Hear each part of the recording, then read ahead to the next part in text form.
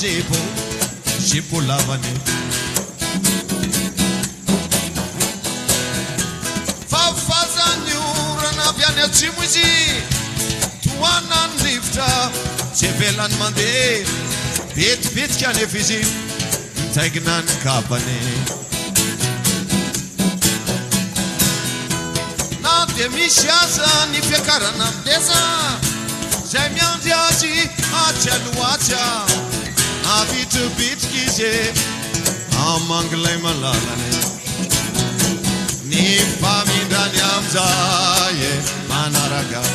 ny fitebony vonya ny famindrany amizay manaraka ny fitebony vonya dobodoboka ny fony dobodoboka aoko zany rehefa tonga teo ambaravarana nandondona indro izy nefa tsisy namalya saika andondona fa miteliny izy mivoa nefa ny varavarana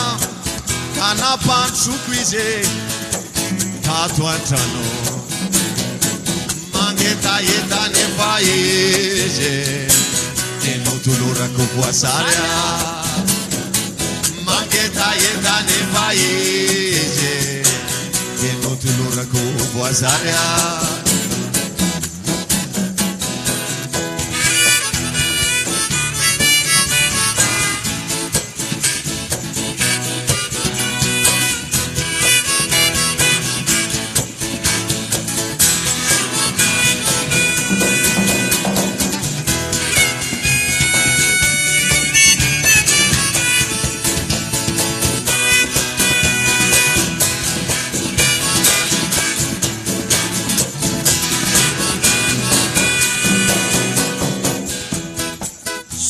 gaga nefa izy mijerylay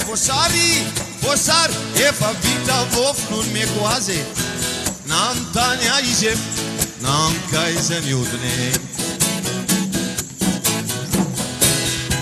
pepaniry mantsy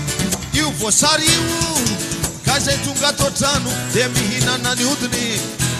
ny fonylay voasary nefa tsy nomeko anizaniza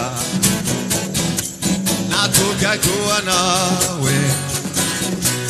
imfonylay voasarya natokako anawe ilay voasary mamya